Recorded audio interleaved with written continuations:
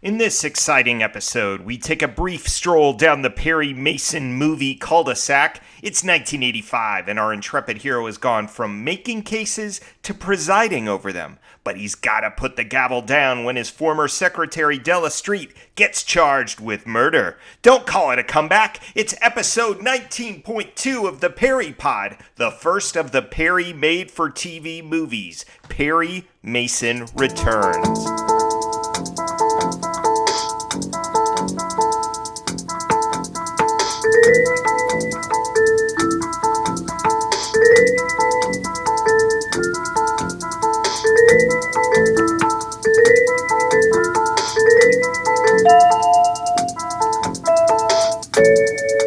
Welcome to episode 19.2 of the Perry Pod. I'm your humble host, Jonathan Searcy, and my purpose here is pretty simple: provide an audio companion to the greatest legal drama in television history, Perry Mason.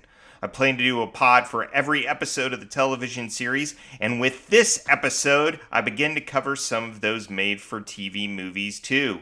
In this special episode, I'll give you a brief refresher on the plot of the first made-for-TV movie, Perry Mason Returns. I'll list some key pieces of trivia and then tackle the episode's main theme. I'll feature a Perry proverb, a moment of wisdom from the man himself, and then I'll finish with a post-case water cooler where, just like Perry, Della, and Paul Jr., we can rehash the ins and outs of their adventures. But first, to the law library! Each week in the Law Library, we refresh our memory about Perry's past so we can find fresh precedents for future cases. In this episode's visit to the Law Library, we cover the ill-fated series that stood between the original Perry Mason show that ended in 1966 and the successful Perry Mason Returns in 1985. You might know it better as The New Perry Mason. In the early 1970s, CBS very much wanted a new detective series, and there was still a lot of goodwill in the air for our favorite fictional defense attorney. Paisano Productions, the company that, with Earl Stanley Gardner's help, had helmed the successful 50s and 60s show, had tried to get new series on the air for some of Earl Stanley Gardner's other fictional characters, Bertha Cool, Donald Lamb, and Lester Leith. But none of them had gotten past the pilot stage or a forgettable made-for-TV movie. When the new Perry Mason finally got greenlit in 1973, a lot had changed. For one thing, the production team that had overseen the original show was different. Gardner had died in 1970, and he left behind his widow, who was more of a hindrance than a help during production sessions. Most importantly, Gardner was no longer there to offer his trademark constructive criticism or offer an authoritative take on particular updates the show wanted to make to its title character. Then, TV shows were 6 minutes shorter in 1973 than they were in 1966 as a result of increasing demands from advertisers. This meant that the new Perry Mason had to compromise its depth. The possible culprit count went down to 4 from 5, and the trademark water cooler scene at the episode's end also got cut. Next, Miranda rights were instituted in 1966, the year the original Perry Mason went off the air. The new legal proviso meant that in order to maintain realism, every courtroom confession would have had to have included a judge stopping a murderer mid-confession to warn them that everything he or she said could be used against them in a court of law. This might tend to dilute the dramatic impact of one of the series' signature scenes. Next, they got rid of the theme song.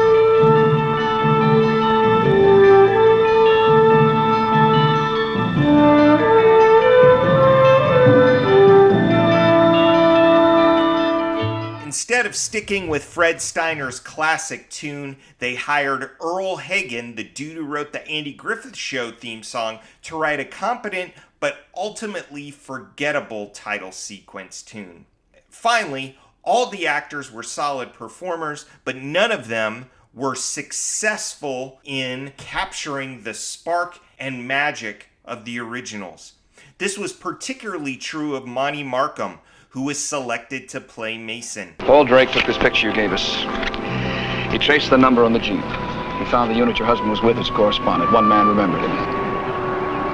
He said that Bert was killed crossing a minefield. Markham was Raymond Burr's antithesis in appearance and approach, and he was criticized for not being more like Burr. Now that was kind of the point, but it was a no-win situation for Markham and the producers of the show. Of course, none of this would have mattered if the scripts had been good, but no one in charge of the show could decide what the show was supposed to be. In some ways, Mason was both a throwback to a 30s and 40s detective and too much a man of his times, a swinging bachelor on the make in the 1970s.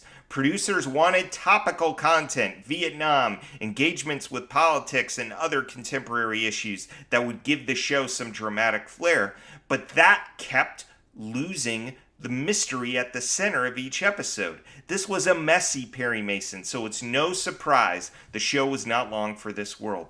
It was a bomb with critics and audiences alike and was canceled after a mere 15 episodes. Today, the shows are rare and coveted items among really big Perry Mason fans, though it sounds like they're more fun to talk about having than actually watching. Needless to say, the series left a bad taste in a lot of people's mouths, so when Raymond Burr and Barbara Hale signed on for the 1985 movie Perry Mason Returns, audiences were ready for a palate cleanser that reminded them why they had fallen in love with Perry in the first place. Without further ado, let's get to the plot of the movie. As the film opens, it is 1985. Arthur Gordon runs a successful computer company and his administrative executive is the one and only Della Street. As the movie opens, Della reminds the old skinflint she works for to enjoy his birthday. It's late. Go home. I will. Good night. Oh, happy birthday, whether you like it or not. We know something's up right away because Gordon's being followed by a vaguely menacing dude who listens to generic 80s rock.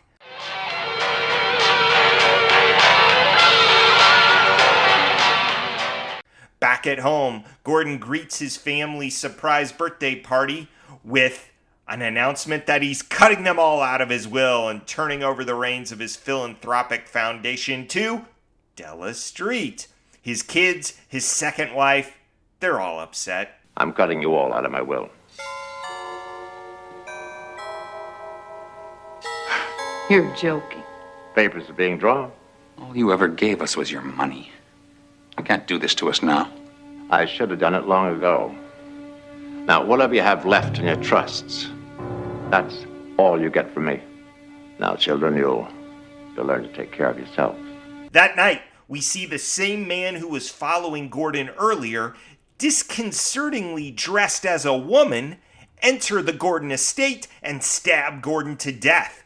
A first for the Perry universe. We see the crime go down. What is this, Columbo?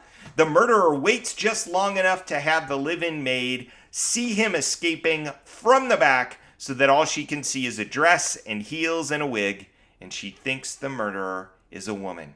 The next morning, Della gets a call about her boss's death, leaves her home unguarded, and promptly has her house broken into by the actual murderer. He leaves the offending dress he was wearing the night before, muddy shoes, and other indications making Della look guilty.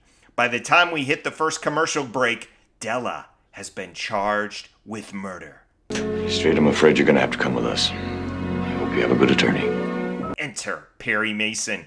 Perry, apparently, is an appellate court judge, but he puts that all away when his beloved former secretary gets in hot water. Della apparently has no family. Perry neither. We're never told why they split. All we know is that they have each other now. Let's say I got tired of writing opinions. And that they should honor Paul by hiring his son, Paul Drake Jr., played by Barbara Hale's actual son, William Catt. Paul Drake Jr. is not much of a detective in Perry's eyes. I am an experienced investigator. Paul, I worked with your father many years. I've known you all your life. I know you're smart, and I'm sure you're good.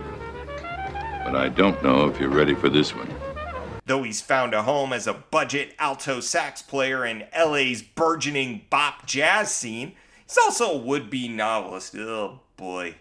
Perry quickly establishes his ability to boss Paul Jr. around, glance meaningfully at Della, and banter with possible suspects and the DA, who is played by a Debbie Harry lookalike contest winner. By the way, you may have some potentially damaging circumstantial evidence, but you're missing something very important. You don't have a motive until the hearing. I'll be there, counselor.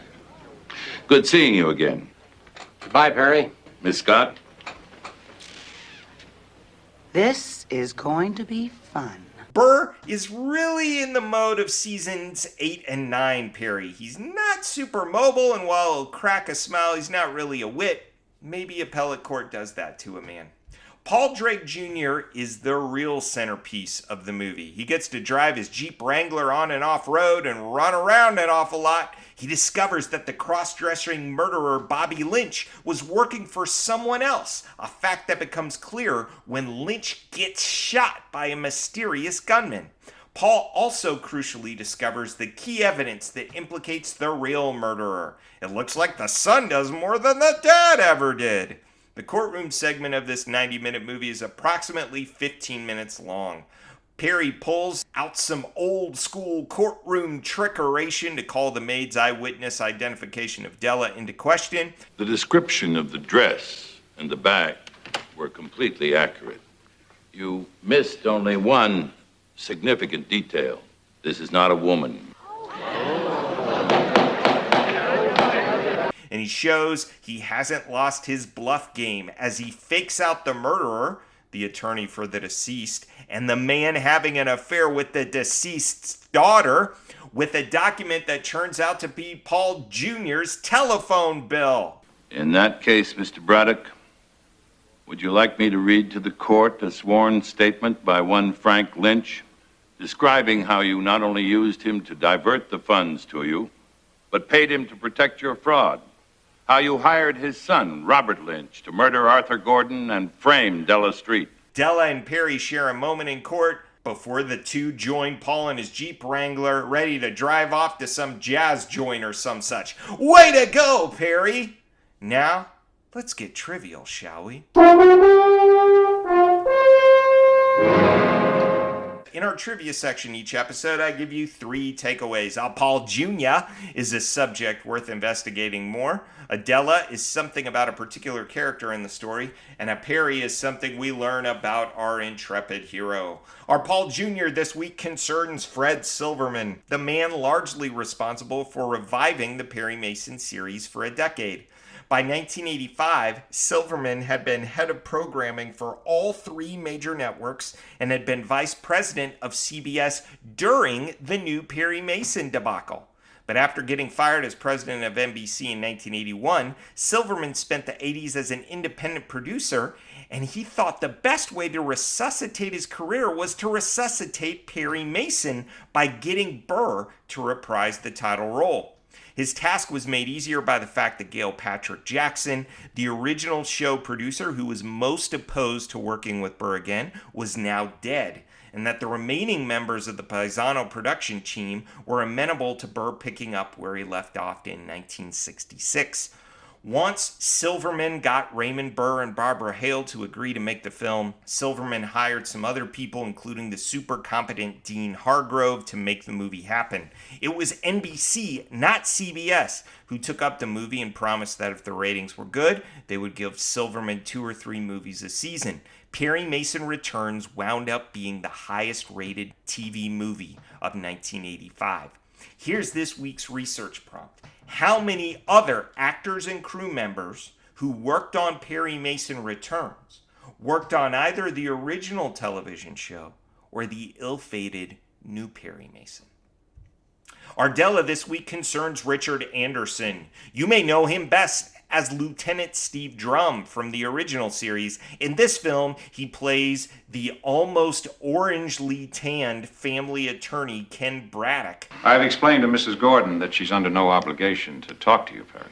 And he's also the murderer. He's a good cop gone bad. Anderson's turn as a villain meant he had to sacrifice coming back to the show to reprise his role as Drum. It was too much to ask audiences to believe this guy was a murderer in one movie and then a cop in another, even though they would have been different characters, naturally.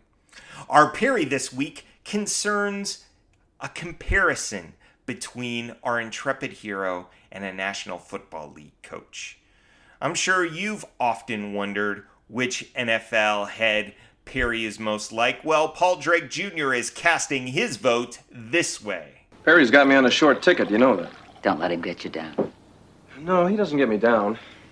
Perry's kind of like my Vince Lombardi. Okay, now, so if Perry is Vince Lombardi, then does that make Della Bart Starr and Paul Drake Jr. Paul Hornung, who has the feeling that he's being treated like Jerry Kramer? I would have said that early Perry Mason was Vince Lombardi, but that this Perry was a little more like Tom Landry. What do you think? The film's theme? Faith.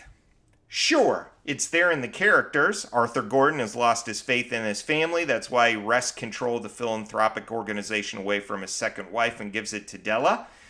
And it's Della who's always inspired faith in her bosses, perhaps because she's always had faith in her bosses. Gordon was going to give her a high-powered philanthropic organization when she only started out being a secretary, and Perry had enough faith in Della to give up his cushy judge gig to defend her. And then there's the episode's really big dilemma. Will Perry ever have faith in Paul Jr.? You know, this one is kind of odd because Paul Jr. does more in one episode than, frankly, Paul Sr. did in 7 seasons worth of work. But Della has faith in Paul Jr., and by the end, Perry believes in Paul's son, too.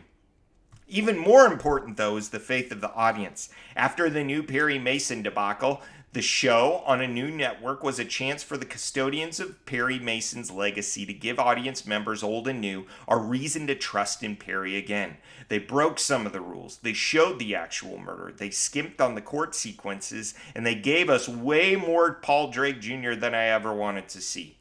But they got Perry and Della back in a courtroom together. They got a courtroom confession, and they kept the Perry name alive long enough for Perry to really start enjoying the syndication boom of the 80s and 90s. Way to go, guys.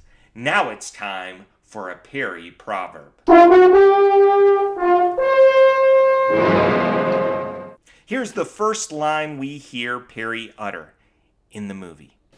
I've been trying to think who should represent you. The best man I can think of is me. That's why we love Perry. He really is the best man. And that's what makes his return so sweet. Now let's grab a swig from the water cooler. You know, there is one thing I don't understand. Go on, Paul. Thanks so much for your patience while I've been on hiatus. As always, I'd love feedback about this particular episode or the podcast in general. Was there something about this week's pod that you'd like to comment on? Something that you'd like to correct? You can leave comments on the pod's website at theperrypod.libsyn.com or email me at theperrypod@gmail.com. You'll find those links in the show notes. Thanks again for joining me on this pod journey. Next time, we jump back on the season 1 train by getting our romantic con man on. It's The Case of the Lonely Heiress. Until then, this is Jonathan Searcy saying, keep on walking that Park Avenue beat.